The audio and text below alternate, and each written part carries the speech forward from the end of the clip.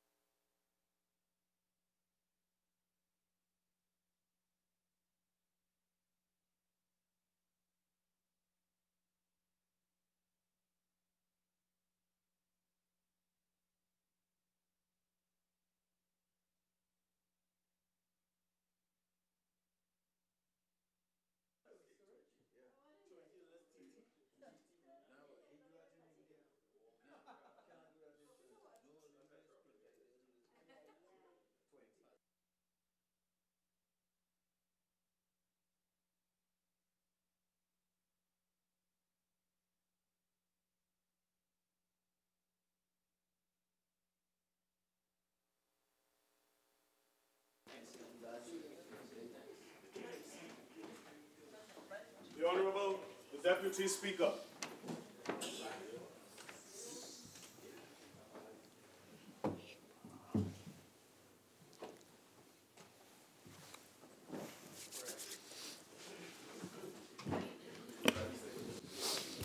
As we resume the debate after tea, the motion after tea, I recognize member for Couva South.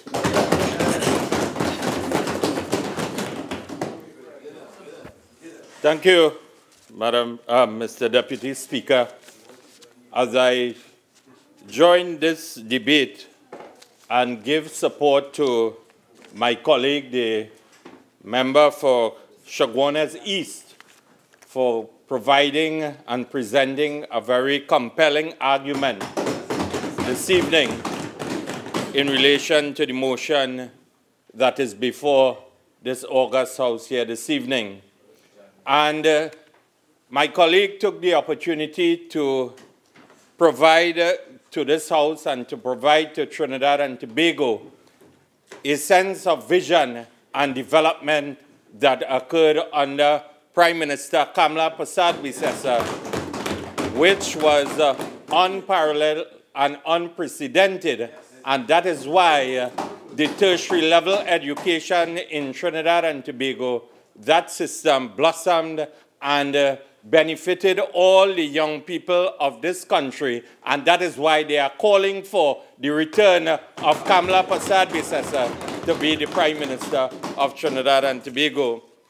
And Mr. Deputy Speaker, the Minister of Trade and Industry spent 45 minutes, and her vision for the future of Trinidad and Tobago,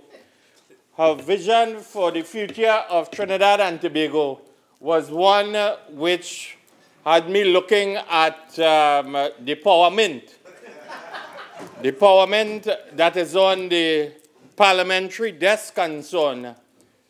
And I want you to take note, and I want Trinidad and Tobago to take note, that I have nothing against the well-being and development of the manufacturing sector in this country. That is laudable.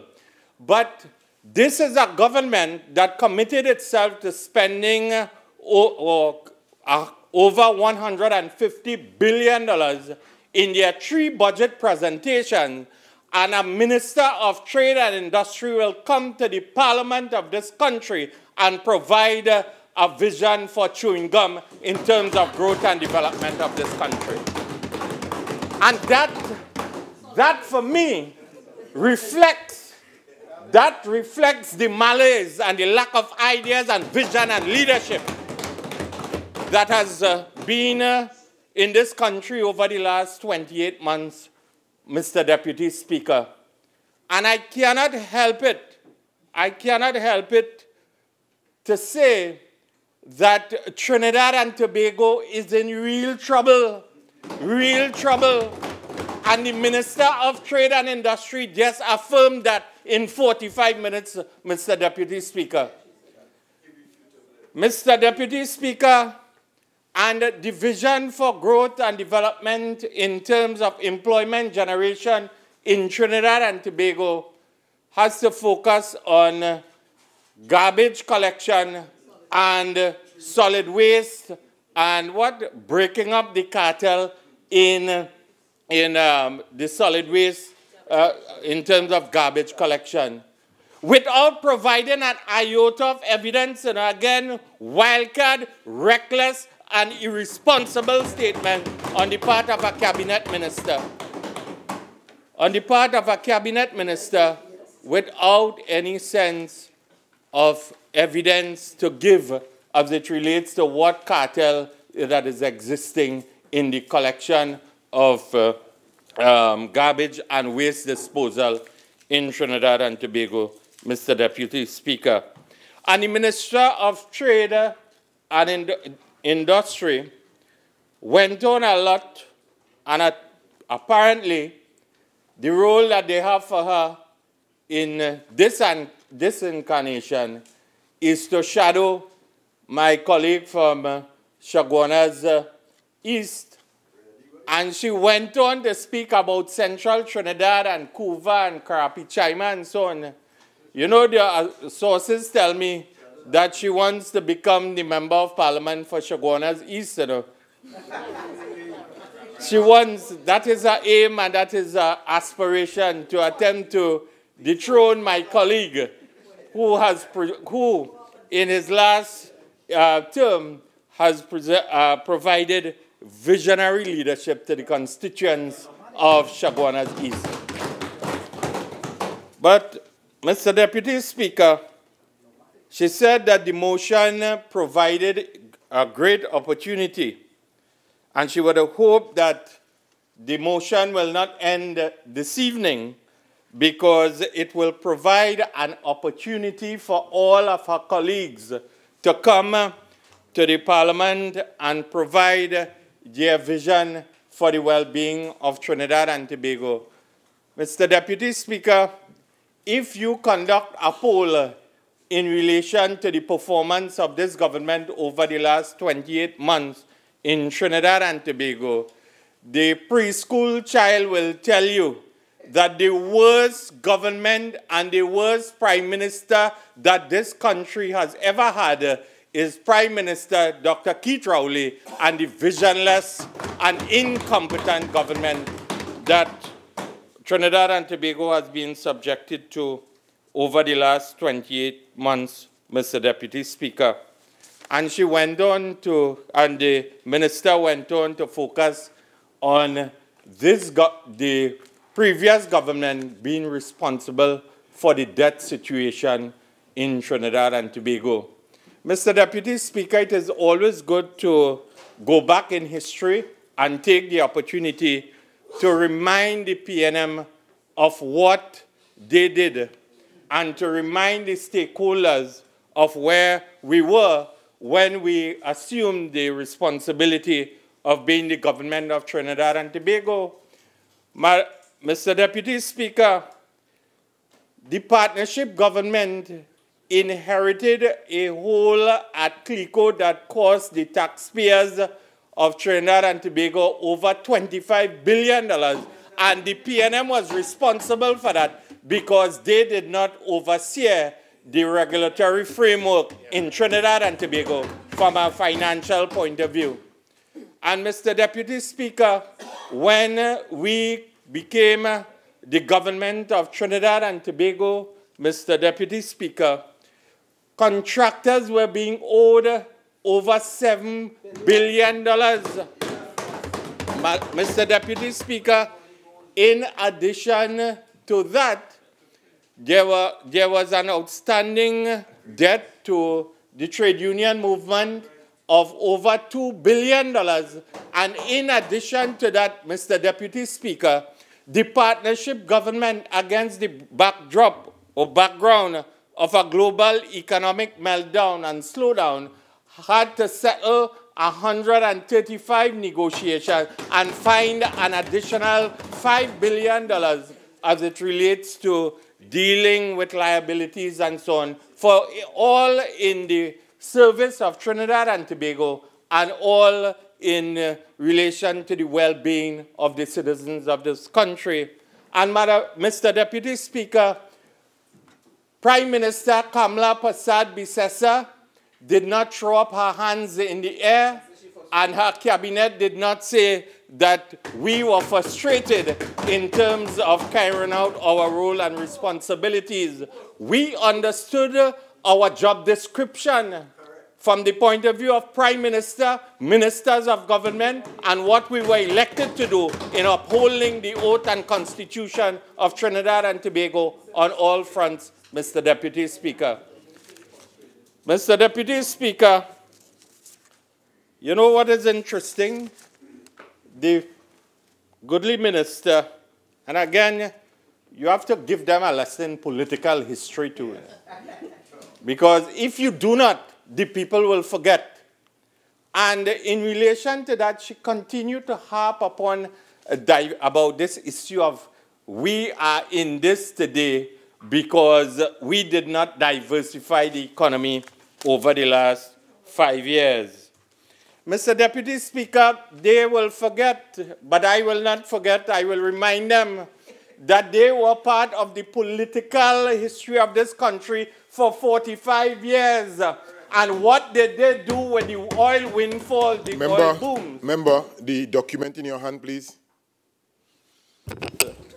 Mr. Deputy Speaker, anytime I am on the floor, I seem to get, the passion becomes part of my delivery. And sometimes my hand movement results in documents that I am not displaying really in control of my hand. But I will try from your trajectory to adhere to your desires and your ruling, Mr. Deputy Speaker. But Mr. Deputy Speaker, 45 years and 2 oil booms the PNM presided over, and they want to come here in this very brass-faced, brazen manner to talk about diversification in Trinidad and Tobago as it relates to the economy of this country. Mr. Deputy Speaker, it is important to note, too, that the minister bordered on being divisive in her presentation in relation to, and she must answer and tell us what was her direction when she attempted to, the minister attempted to say that the partnership government built infrastructure that focused solely on constituencies that were under the control of the partnership. She sent a subtle message of divisiveness, and that is the history of the PNM. Anytime they cannot deliver as it relates to the progress and well-being of this country, they fall back on attempting to divide the people of this country. But I will again rewrite history for them and remind them here today. Because when the partnership government was under the leadership, when Trinidad and Tobago, was under the leadership of Prime Minister Kamala Persad-Bissessar, it was equitable distribution of resources across the 41 constituencies of this country. And I will provide the examples to support what I am saying here this evening, Mr. Deputy Speaker, because, Mr. Deputy Speaker, the minister indicated that we only built, as I said, and we only developed Couva, Karapichaima, and Charleville. From a growth pole point of view and from an economic point of view, the partnership focused on 5 growth poles in terms of development in this country. And when the partnership government built the National Cycling Velodrome and the National Aquatic Center, it was to focus on the development of athletes throughout Trinidad and Tobago, not from central Trinidad, but in every constituency of this country in terms of the vision that we had for the young sportsmen and sportswomen of this country. And in addition to that, it was our vision to ensure that these world-class facilities were focused on revenue generation from the point of view of earning foreign exchange and so on in relation to sports tourism in this country. And the member for Diego Martin Central, he has brought, and he has brought teams to Trinidad and Tobago to use these world-class facilities, whether it is from a swimming point of view or a cycling point of view. And every visiting foreign delegation has indicated that these two facilities are world-class standards, and the vision of the partnership government was world-class in terms of the development of Trinidad and Tobago, Mr. Deputy Speaker. But the Minister of Trade and Industry, who wants to be a member of Parliament in Central Trinidad, must not get away with her divisiveness, Mr. Deputy Speaker, because she said that we build only in the constituencies under the control of the partnership government. The vision of the highway to Point 14, and I would not say the vision, but the execution of the highway to Point 14, it was to pass through the constituencies of Labre and Point 14, and it is something that was promised to Trinidad and Tobago by Dr. Eric Williams since 1962. We had a vision, and we went beyond a vision in terms of walking the talk, Mr. Deputy Speaker. And Mr. Deputy Speaker, the Minister of Trade and Industry must tell us where the National Aquatic Center was built, not the Aquatic Center, but the National Hockey Center and the National Tennis Center and so on. These were built in PNM control constituencies.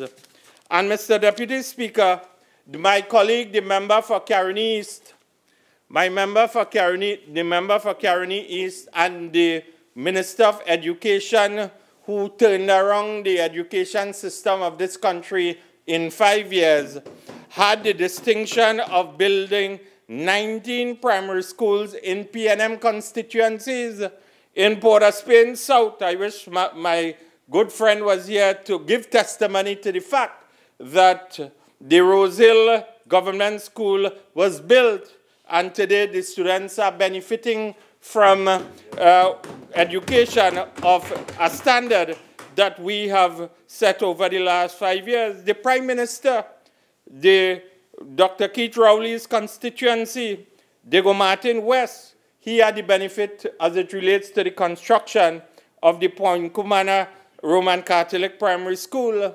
And the Minister of Finance, Diego Martin Northeast, had the benefit of the construction of the Paramin Roman Catholic Primary Schools and 13 early childhood education centers in PNM control constituencies. So the Minister of Trade and Industry must not attempt to divide Trinidad and Tobago, because the only thing the PNM understands that when they are in political power is to divide the country, to hide their incompetence, their lack of vision, their lack of delivery. And we must always, this opposition will not shirk its responsibility, Mr. Deputy Speaker.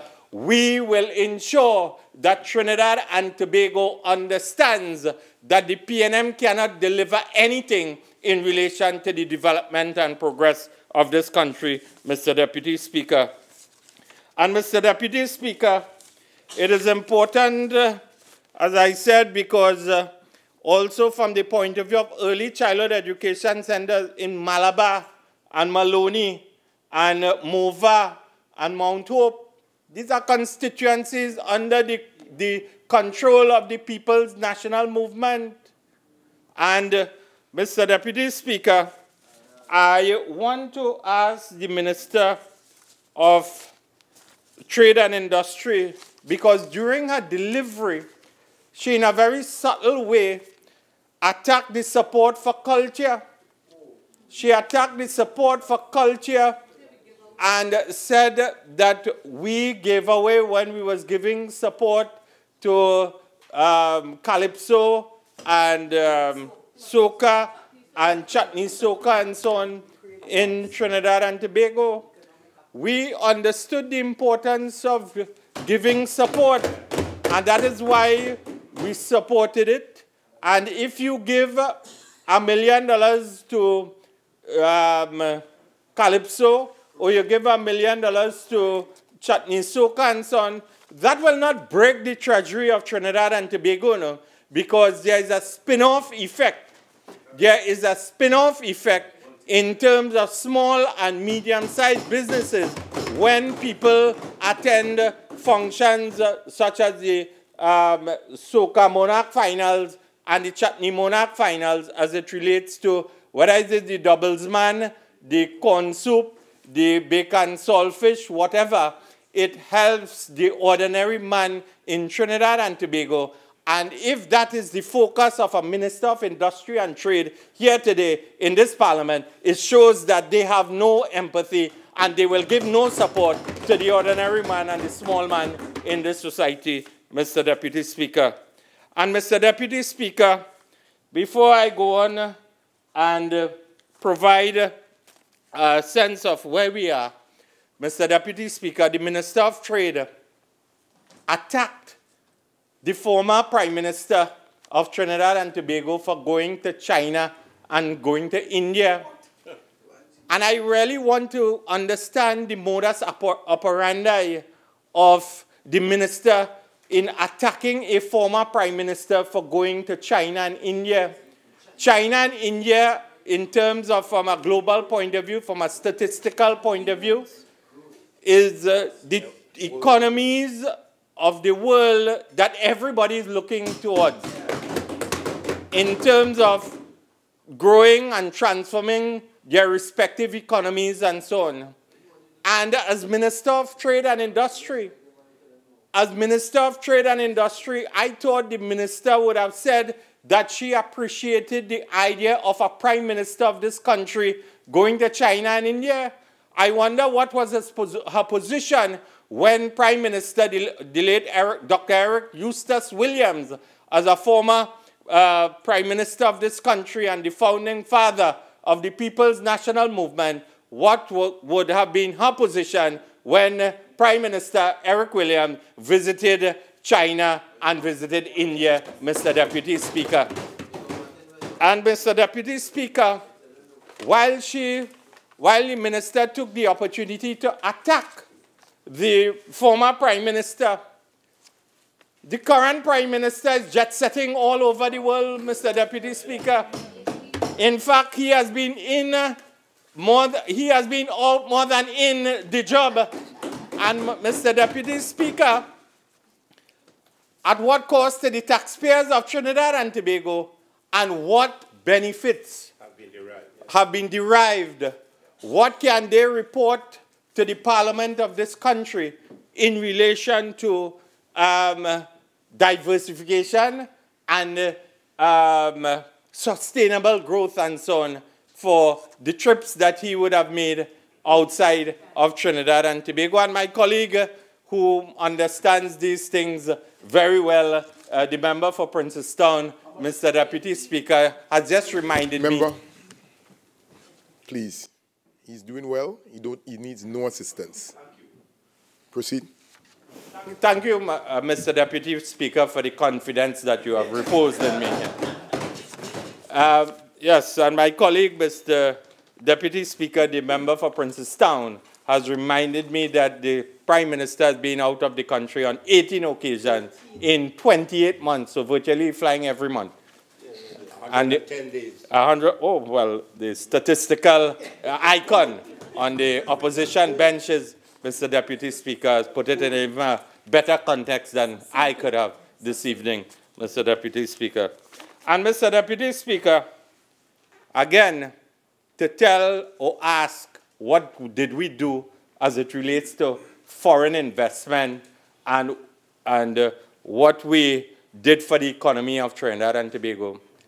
Mr. Deputy Speaker, when Prime Minister Kamla Persad-Bissessar exited the political office of this country, I want to tell you, and just for the benefit of all, when we came into office in May 2010, the country had foreign direct investment inflows of $549.1 million US in May 2010. And when we demitted office in 2015, the foreign direct investment inflows climbed to $1.3 billion US in 2015. And Mr. Deputy Speaker, all that we have done, the macroeconomic fundamentals are clear in terms of when they assumed the political office, in terms of unemployment, in terms of how we control inflation, and in terms of job creation. This particular motion is about job creation, Mr. Deputy Speaker. And I could tell you here, without contradicting myself, that the partnership government created 55,000 jobs in 5 years. And the Minister of Trade and Industry called a lot of companies, but without providing any kind of tangible data to say how many jobs have been created in the last 28 months under the People's Partnership, under the PNM government, Mr. Deputy Speaker. But I want to turn to the very important issue because, as I said, this is a very important motion that has been raised by my colleague, Mr. Deputy Speaker. And why the motion at this time? Mr. Deputy Speaker, this motion is of critical importance because, as I said, in 28 months, there has been a dramatic decline in the quality of life of citizens in this country.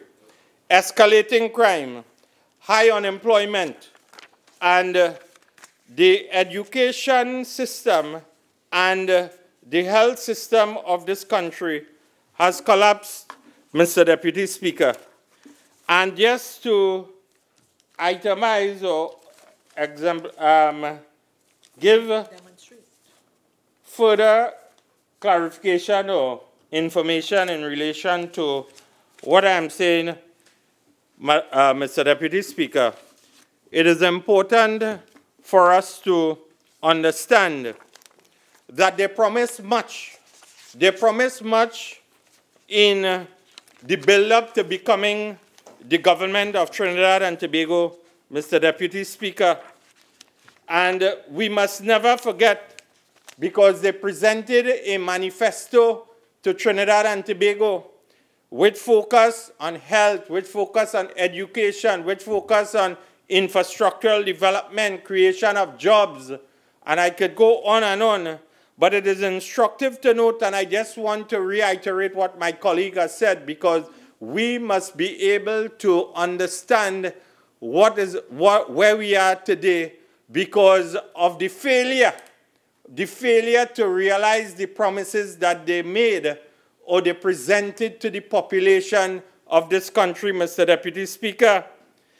And I want to quote directly from the message that was provided to the country when the Prime Minister was the then opposition leader.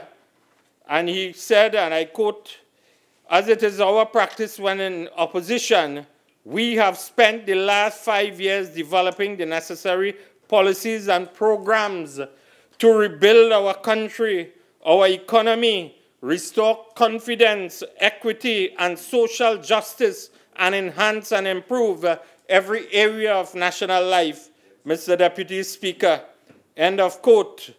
The end results of this exhaustive exercise is wide-ranging and broad-based suite of detailed policy initiatives, projects, programs, and measures that will lift us out of the chaos that has been created by the present government and put Trinidad and Tobago on a path to growth, development, and social peace, economic stability, and transformation, where all the citizens will get their fair share of national resources and receive good, honest, equitable, and transparent government.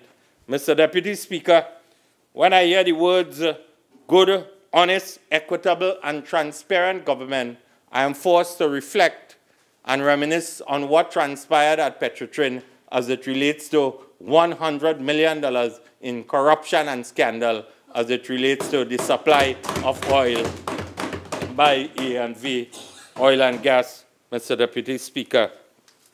And as I said, Mr. Deputy Speaker, I just want to reiterate, because today, my colleague from Orapuch East indicated to me that someone he knew very well from Rosha Douglas Road down in Barrackpore, their relatives are visiting him on a daily basis at the San Fernando General Hospital. Initial speaking time has elapsed. You have an additional 15. You care to avail yourself? Kindly proceed. Speaker. And Mr. Deputy Speaker, the member for Orapuch East indicated to me that they are troubled because when they go there, they cannot get wipes, they cannot get Pampers, they cannot get sugar strips and so on. And based on what my colleague has told me, that is the state of play after 2.5 years with much promise to turn around Trinidad and Tobago, Mr. Deputy Speaker. And just to add to that, Mr. Deputy Speaker, the Couva Tabaki Talparo Regional Corporation, they cannot buy toilet paper, they cannot buy water, they cannot buy tea, because this government has failed to grow the economy, has failed to create jobs, and has failed to put Trinidad and Tobago on any sustainable path of development, Mr. Deputy Speaker.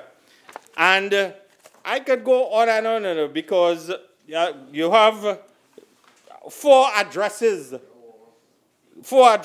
by the Prime Minister to Trinidad and Tobago.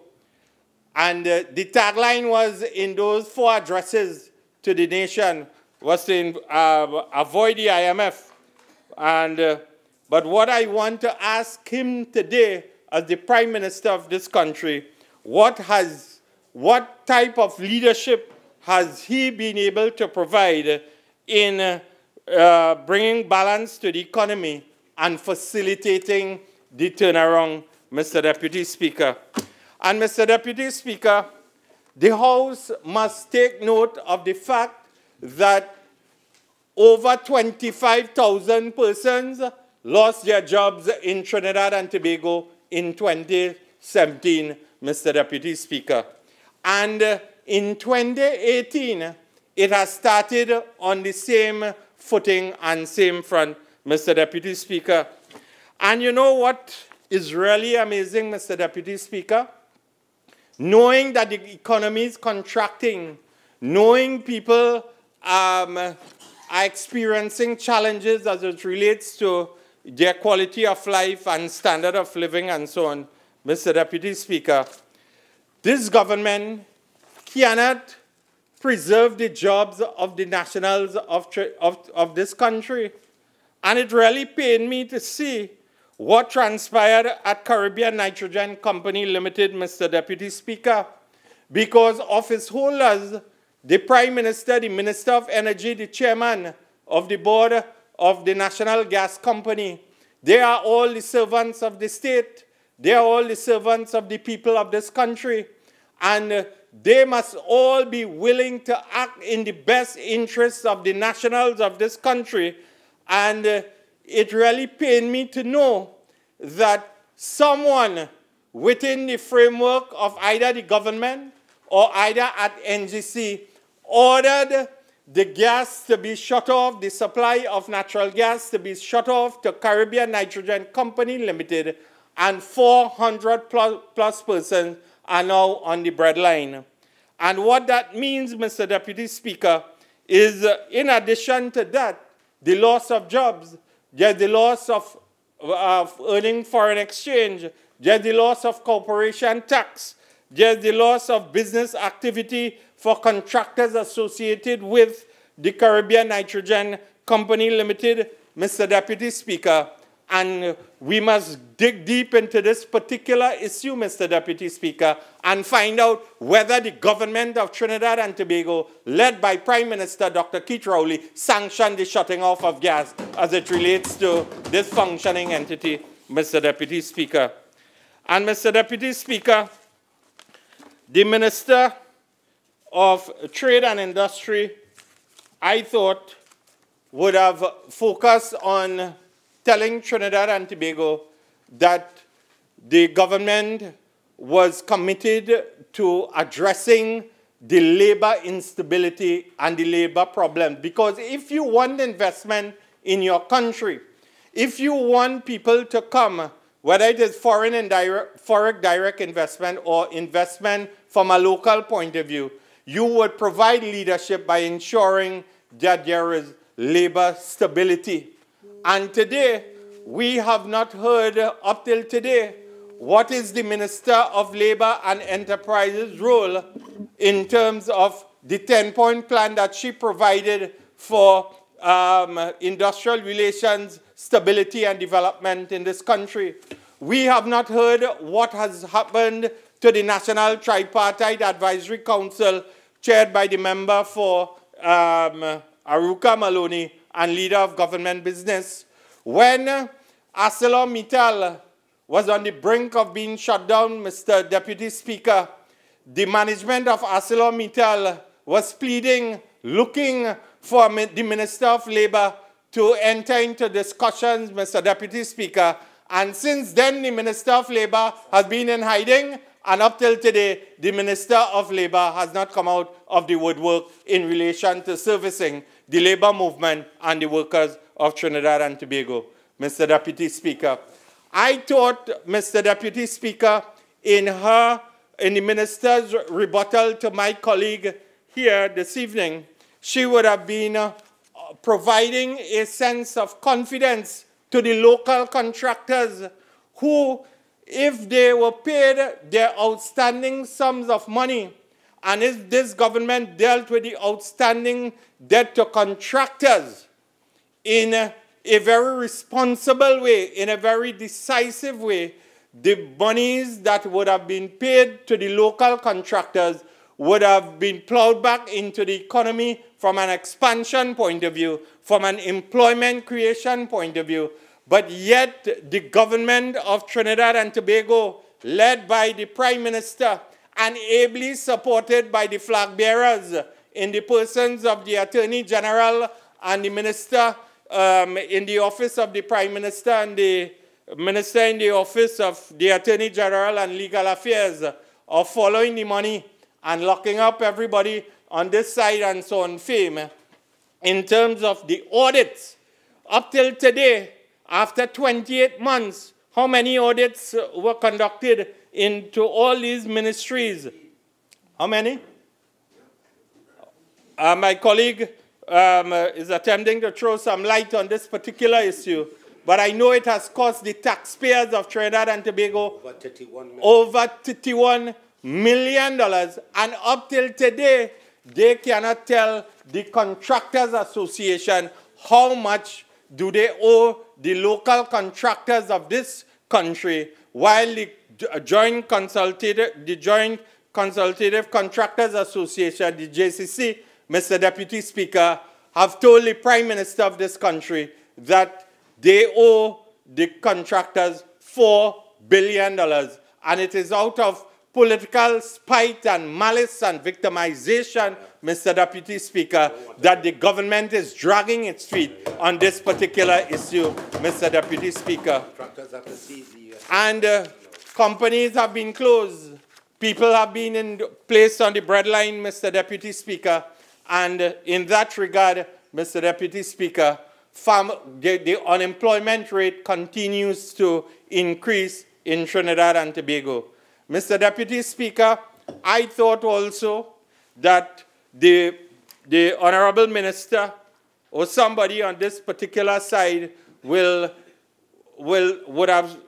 she would have sought to focus in providing the platform and response to my colleague's motion to focus on the need for the transformation of the education sector of Trinidad and Tobago and build on the foundations that was done by my colleagues in terms of the former ministers of tertiary education and education in the persons or the members for Chaguanas East and Caroni East, Mr. Deputy Speaker.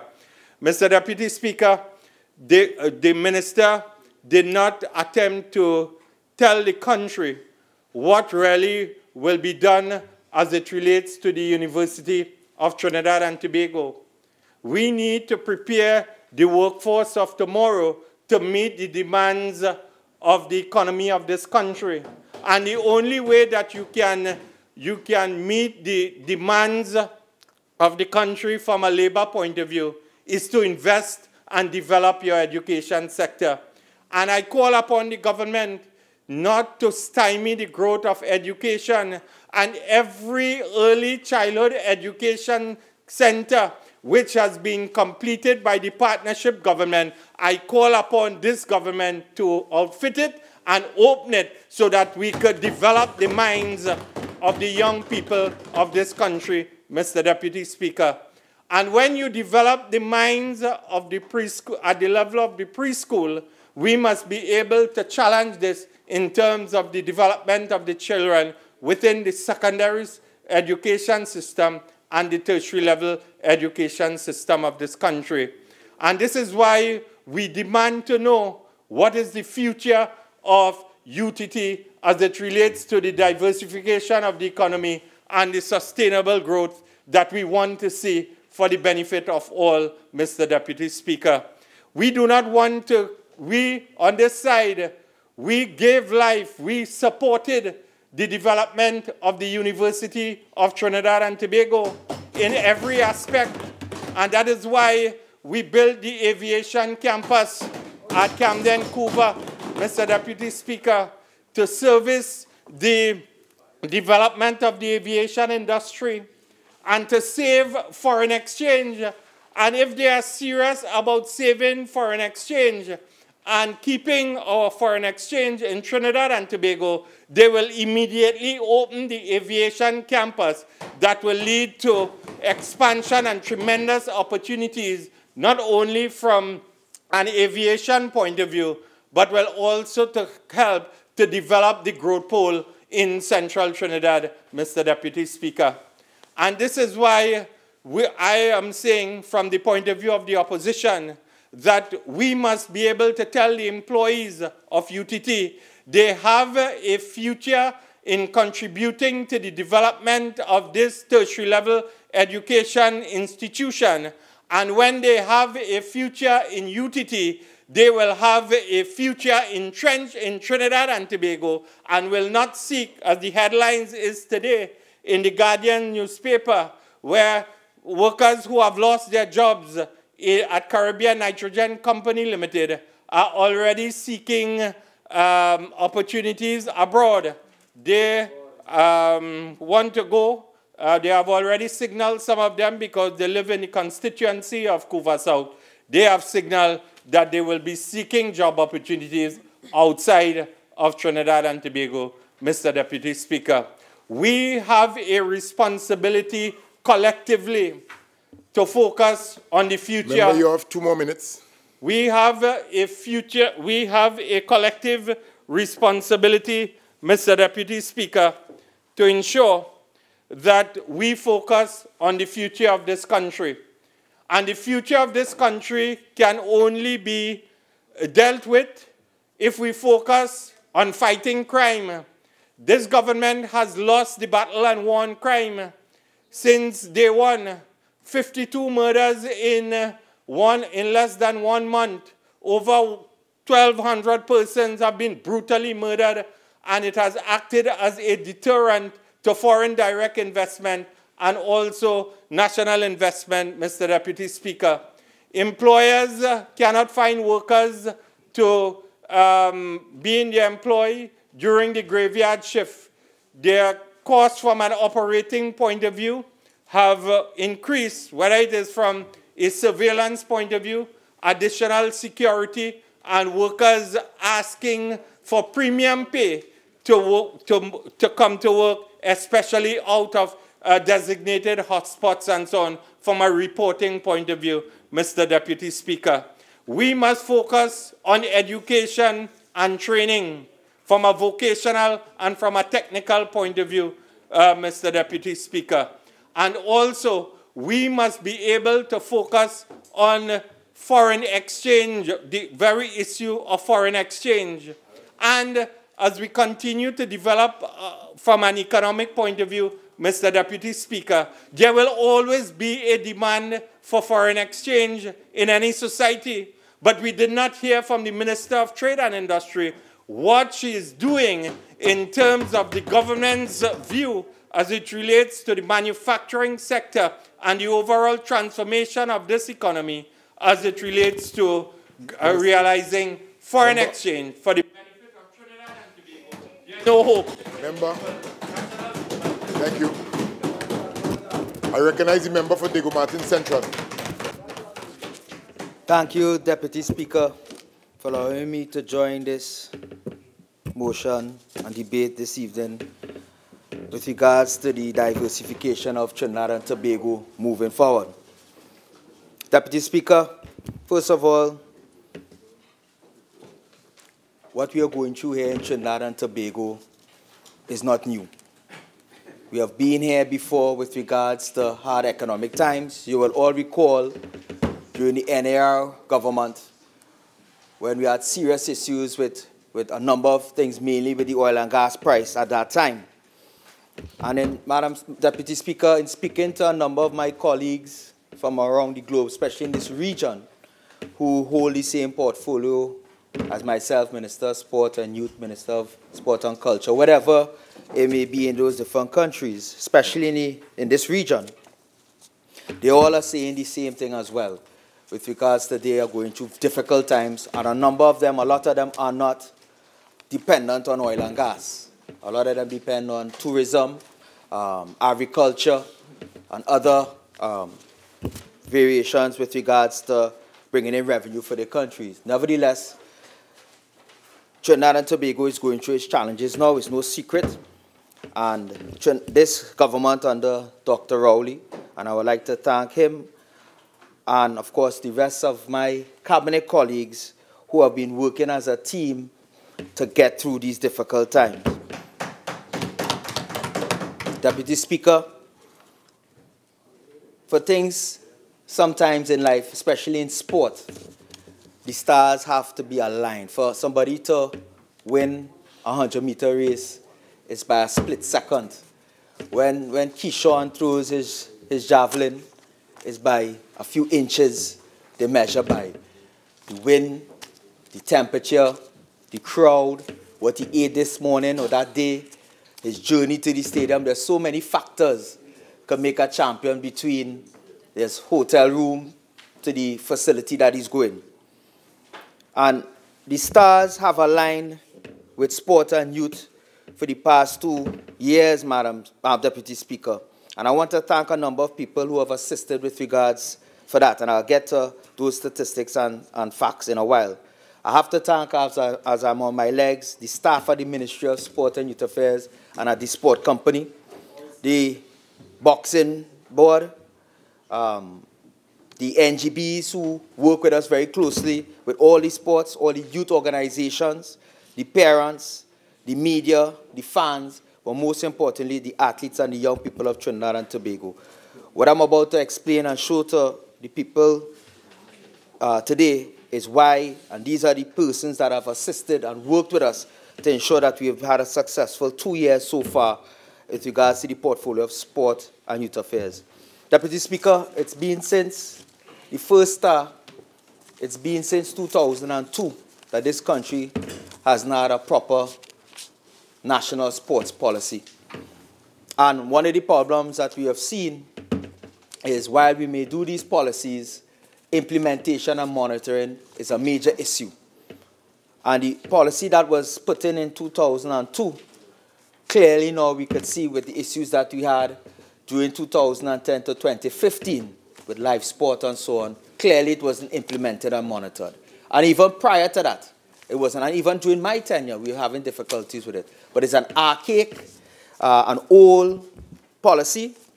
And for the first time since 2002, this cabinet will be approving shortly the national sports policy, where we're going to be seeing a number of new initiatives that will be assisting as we move forward. We're also working on a youth policy for the first time in 5 years. Again, the last one was not implemented at all, and I'll speak about that a little later if I have the time. It was since 2006 or 2008 when the sports company was set up, Deputy Speaker. It was supposed to be for 1 year, and a sports commission was supposed to be set up. That wasn't done for over almost 15 years, 10, 15 years, and finally we have a team that is doing that now. And I'm getting to the point with regards to the stars aligning. We have a combat sports commission that is finally being done. That was being talked about for a while. For the first time, we're finalizing for a dispute resolution center, an anti-doping board, and for the first time in 40 years, Deputy Speaker, UWI is opening a new faculty. The last faculty that they opened was the law faculty, and for the first time, they opened a sports faculty at UWI that was launched this year. And that wasn't done by carte blanche. That wasn't done by fly-by-night, by just pulling something out of our hat. It was done with hardcore data and research, and we had a lot to do with regards to working with them. We know UTT already has that program going as well. Deputy Speaker, in terms of Trinidad and Tobago sport, you would have seen this last week here. We had a full page ad in the newspaper, all the pundits in sports, all the NGBs, the athletes. 2017 was a bumper year, the best year in the history of Trinidad and Tobago with regards to medaling, with regards to so many sports doing well, non-traditional sports doing well. And we have been celebrated with the athletes, and I'll talk about that, if not, if I don't have the time now in the future, how we're going to move forward with celebrating with the athletes. But apart from it being the best year ever for our athletes, it was also our best year for sports tourism. It was the most international events in our history that Trinidad and Tobago has ever hosted for sport. It was the highest level of sporting events that we have ever hosted in Trinidad and Tobago. And this, again, hasn't happened by chance. Deputy Speaker, since 2014, 2015, before we even came into government, and I was part of the team that worked on our manifesto to come into government, which won us the election, and which is now our policy, as you see with the Vision 2030. A number of things were planned that is seeing the success that we are seeing today. One of them that I pulled out on page 62, and the manifesto is something that I have on my desk, and I saw my colleague from Couva South having a copy. Very wise man to have that on his desk as well. One of the things that was said was promote Trinidad and Tobago as an attractive location for major international sporting events. That is on page 62, and I'll come back to that shortly. And there are a number of other points that were brought up in the sports policy that so far, in the 2 years that we've been in government, that we have done so far. But again, it's nothing new under the sun. Abu Dhabi in the Middle East has won for the past 5 years the best sporting tourism country in the world. There's these annual awards that they have for various different niches that they have in sports, Madam Speaker, and something that they're doing in the Middle East. You will see Qatar just won the next World Cup after Russia and so on.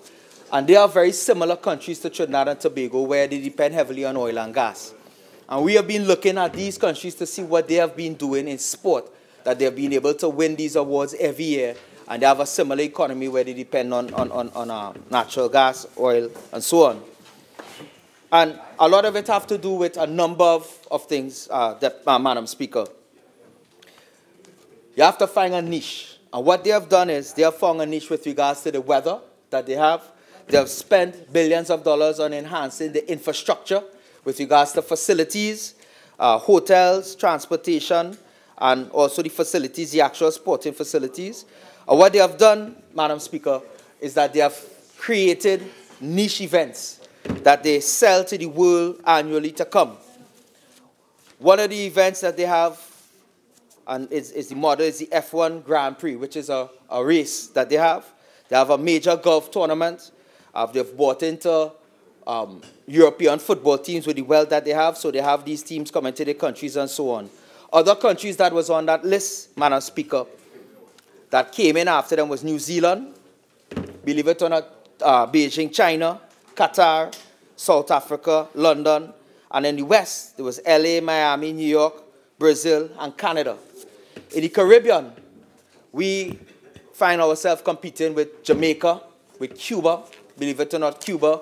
And Cuba has found a niche where they focus on technique, science, and technology, and training. And a lot of countries go to Cuba for its good weather, yes, but also to get that science and technology. Jamaica hosts something called the Boys and Girls Games annually. And that brings in a lot of revenue because, as you know, a lot of foreign coaches come to Jamaica to recruit. Here in Trinidad and Tobago, under Roger Boyce, since back then, they started the plan for the aquatic, the racket, the cycling center. That facility, you would have heard the member for Couva so talk about it being in Tuna Puna. But reading back the files and so on it, it was moved on to several different places. It was supposed to be built in Mucurapo and so on, but long story short, it was started and it was completed under this government. We have the Brian Lara Cricket Academy that in 9 months was completed, as we know the history of that. And as we speak right now, Madam Speaker, we have the CONCACAF Under-20 Women Tournament going on here where we have 10 teams from across this region.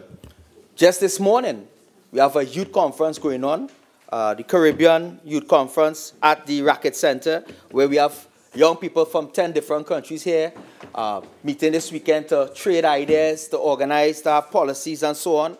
So we have a sport event going on where we have 10 countries, and we have a youth event going on at the same time with another 10 countries being here. So which shows the diversification that we are pushing. This year alone in 2017, we hosted a number of major events, as you would have seen, including the CPL finals, which was the first time held at the Brian Lara Cricket Academy. And that brought in alone an estimated revenue based on the figures from CPL, $23 million to Trinidad and Tobago. That 37 million people watching viewing that finals, and 20 million watching the games before. And that is streaming and live on television. And we work very closely with the Minister of Tourism to get the Trinidad branding and so on there. We would have seen for the first time hockey hosted the highest level.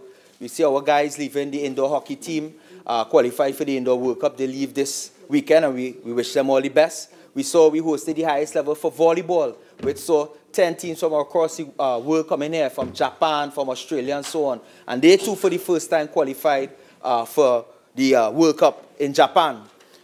What we are pushing, and we have asked all the NGBs to do, Madam Speaker, is to not just focus on play. There are other parts of sports and sports tourism that you can look at. There's conferencing, there's training. This year, for the first time, 2017, we hosted the CC Can, which is the highest level of swimming that we have ever hosted in Trinidad's history, and we won it for the first time. We also won for the first time in diving, where we had over 1,000 athletes from over 20 countries being here. And we saw a number of revenue being earned from that tournament as well. And what was important with that tournament, Madam Speaker, is that we also doubled it to have a training program where we actually had people from all over the world coming to our shows to train how to judge and to coach synchronized swimming, to judge and to referee for water polo. And we had over 100 coaches, judges, and trainers coming to our shows to get certified by FINA. Last year as well is the first time that we met with so many international sporting governing body presidents. You would have seen FIFA president being here, UCI president, which is cycling, being here, FINA president, which is the world governing body for swimming, being here. And this is all part of us working in progress to finalize to make Trinidad and Tobago the sporting capital for this region. We are about to sign within the next few months to make the aquatic and the cycling venture world development centers, where we're going to see thousands of athletes from across the globe. The average for one of these satellite centers per year, the cycling velodrome, is estimated 3,000 to 4,000 world-class athletes coming to Trinidad and Tobago, spending a minimum of 2,000 to 3,000 US a week to be here to train. So we're anticipating that will be signed pretty soon. We're working with the local governing bodies to do that. For the first time in our history as well, Madam Speaker, that we're going to have naming rights for these facilities. And we purposely held back, if you notice, there are no signs on any of those facilities yet. And we didn't do the politics side of it with regards to naming it after athlete. That's because now that we're going to have them as international centers, following the model, we could get international organizations coming in and giving us foreign currency to brand these locations. And we're speaking to a number of major brands. And once it's approved, that we're going to move forward to get that currency in for a long term. That's because that's what it's about. Diversify, but you have to find your niche. So we are very pleased that we have the good weather, we have the infrastructure. Right now, as we speak, there are 8 teams here visiting Trinidad and Tobago. Duke University was here last week. Columbia University was here. The Canadian Olympic, Paralympic team was here, the full team, utilizing the aquatic center. We've been advertising and marketing in North America, especially with the bitter winter that they had this year. And we have 300 athletes here until March. And we are anticipating and expecting many more teams to come in the next few months. And what it has done, Madam Speaker, it has changed the trend. Usually in Trinidad and Tobago and this region, we see a bumper in events and activities for sport and international sport during the summer. For obvious reasons, school is out. A number of international organizations host tournaments July, August, September. We also see a bumper in the Easter week, that period between March and April.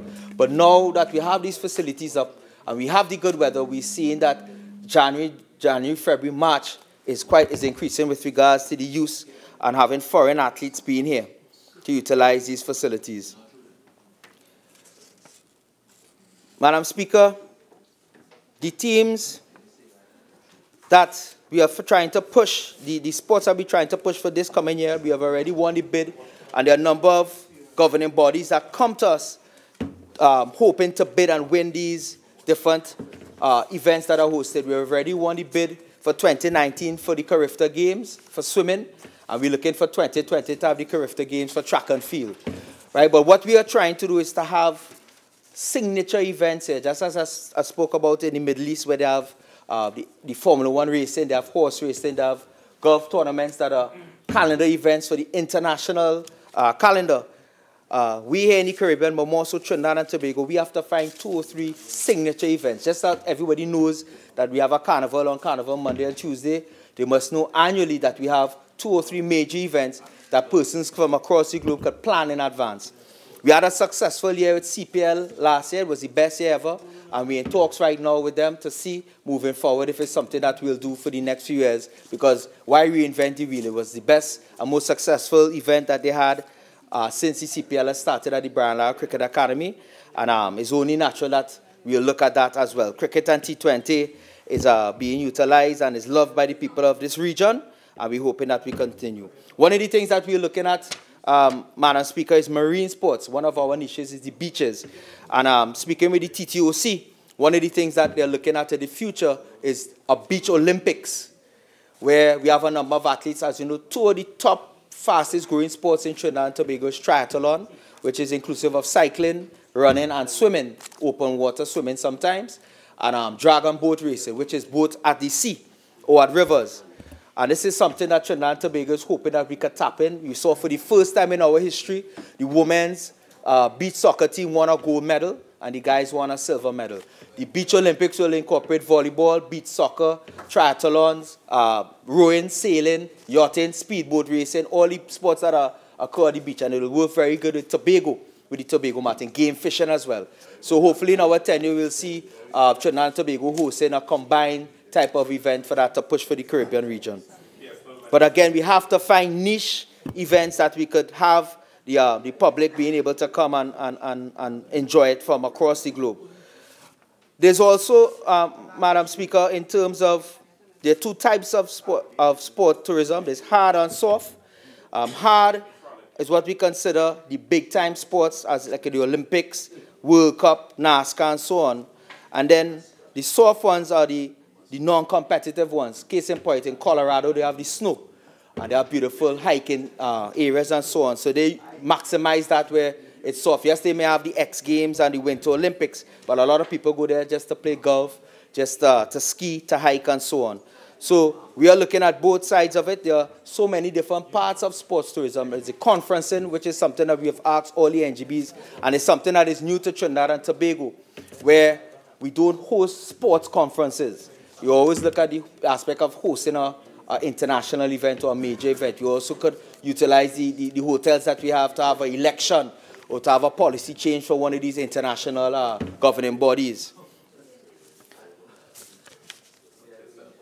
Madam Speaker, in terms of the quantity of persons based on working with the Minister of Tourism, and as I just told you, we are on the verge of launching our new sports policy. Part of it, there are a number of appendices, and the Ministry of Tourism have been working very closely with us, and they have already developed a national sports tourism policy. They have a draft for it, which will be appendicated.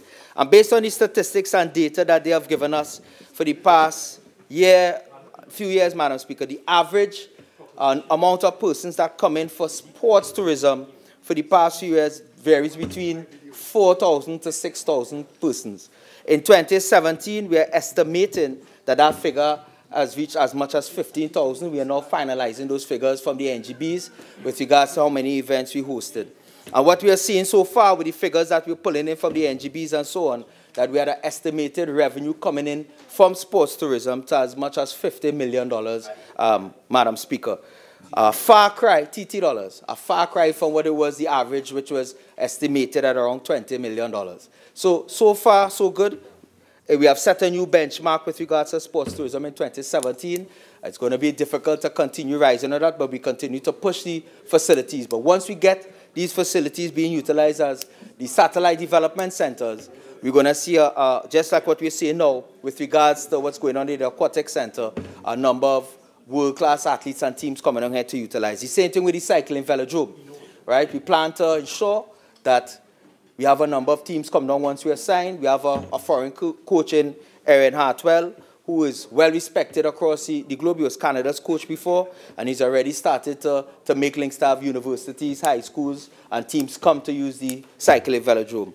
Right? We met with the ITF development coordinator for this region, and we are also working to push to have, for the first time, a racket center where it will have table tennis, tennis, and badminton being world-class facilities where we'll use it as satellite development centers.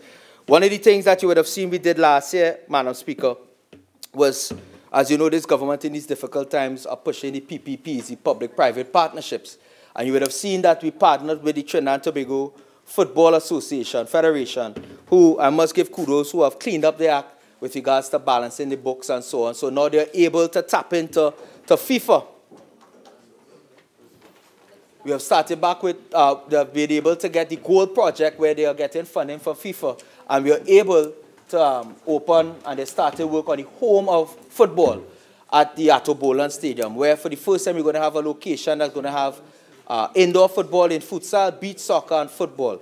They are also building a sporter which is going to assist us with the dormitory aspect of the athletes that are coming in from these countries, and they are anticipating that that facility will be done 2018, 2019.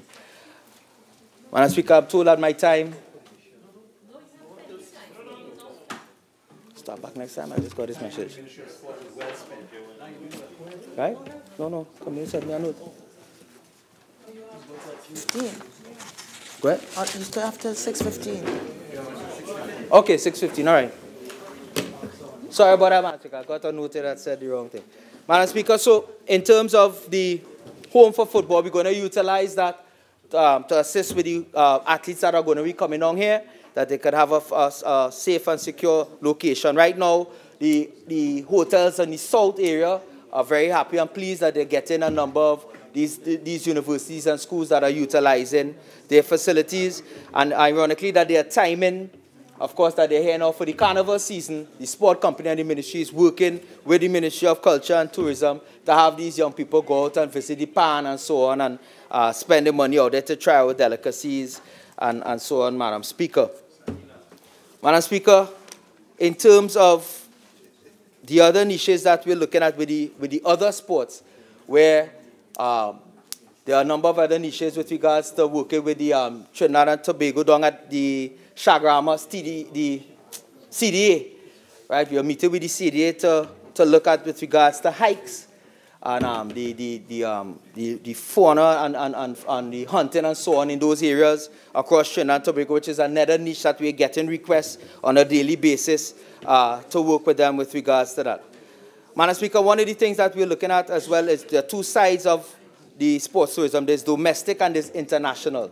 And what we're doing with the NGBs, just like what you see with tourism, where they have something called staycation, where they're asking people to stay in Tobago, in Trinidad, to go to the beaches, to stay at guest houses rather than going away and spending foreign currency. That too is something that is used in different countries with regards to sport, where they push local sports to host events, to encourage people to play, to do the beach sports and so on, and spend the money and utilize it here in Trinidad and Tobago. We had a meeting with all the governing bodies of sport a few weeks ago, and this is something that we're looking at with the NGBs to see how they could increase their revenue on their own, where they could host tournaments locally in the communities. Because what we see is a number of newly lit fields throughout Trinidad and Tobago that are not being utilized. Before, when volunteerism was a major part of our society, we would have seen people in the communities coming out and assisting and hosting these tournaments.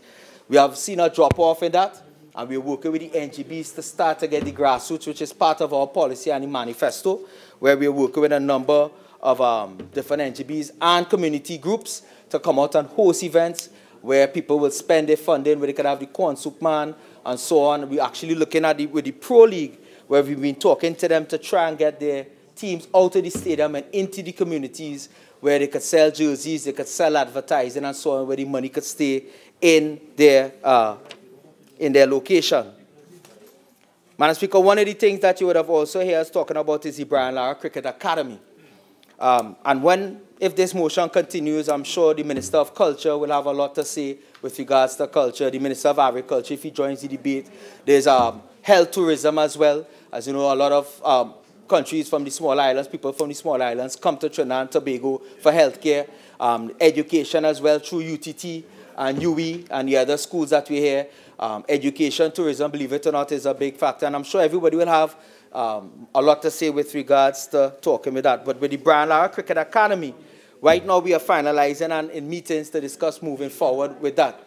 And that is something that we are in its development stage. 10 years ago when it was developed and was started, it was to become a full-fledged school as Brian Lara, who it's named after his dream when you would have heard his speech at the opening of the facility. And that in itself, we want to see not just young people coming here to learn cricket from the best from the region, but we want to see people from across the globe coming here to practice in a world-class facility, to go to school and get an education, but more importantly, to learn the game of cricket as well. So this is something that we have in the cards as well in the near future to push the sports tourism drive. Madam Speaker, I was fortunate enough to be able to go to China a few months ago in July. And in China, we was able to finalize an MOU with the Chinese government, where we're going to be having a trade-off with them. One of the things that we are talking about is, for the first time, an internship program, where the young people of Trinidad and Tobago will get the opportunity to go to China to learn agriculture, to learn technology, to learn medicine and so on for a 6-month period. Because a number of things that we hear from the young people is that they're having difficulty getting jobs, not just in Trinidad, but across the region. And vice versa, they'll be sending their young people over here for 6-month people to learn our culture, to learn oil and gas, to learn cricket, to learn steel pan and so on.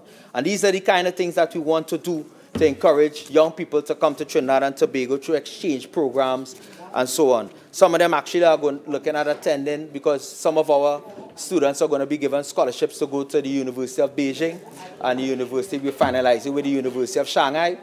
And we want to have an exchange program with that as well. So these are all things that we're going to have where we're going to have young people exchanging and going to different, in China, coming back and forth. They're going to be working with us with regards to technology and science of the sports and to ensure that we utilize our facilities. And once they come to our facilities, which was built by them, they're also looking at sending teams to utilize our facilities as well. So that, again, it's something in the future that we could look at that is very positive. We have done all on our end with regards to that MOU, and we're hoping in the near future that their side will be signed and we could see and reap the benefits from that. Madam Speaker, in terms of the airline and all the other aspects with the sports tourism that we're doing, there are other aspects of it as well with regards to even the manufacturing of equipment. What we find now and what we're seeing is most of our organizations import all. We've seen something like, I think the figure I saw last time was 95% of all our sporting products are imported. Honourable members, I am heartened to see the contribution of the member of Diego Martin Central has invoked so much interest, but I just want to remind you all of the provisions of Standing Order 53 for how we should conduct ourselves when we are not speaking. Member for Diego Martin Central. Thank you, Madam Speaker. Believe it or not, Madam Speaker, there are a number of young men in Trinidad and Tobago who have gone into a lucrative business with regards to the creation of windball cricket bats. And the one in particular from St. James that is sold throughout the region. Windball cricket is taken off in a number of the other islands as well, and there's a brand name that is taken off with regards to that. And the ministry has actually been working with him to... Member for Diego Martin Central, your original 30 minutes are now expired. You're entitled to 15 more minutes to wrap up, if you so desire.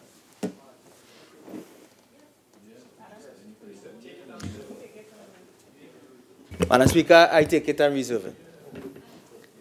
Leader of the House. Thank you. Thank you very kindly, Madam Speaker.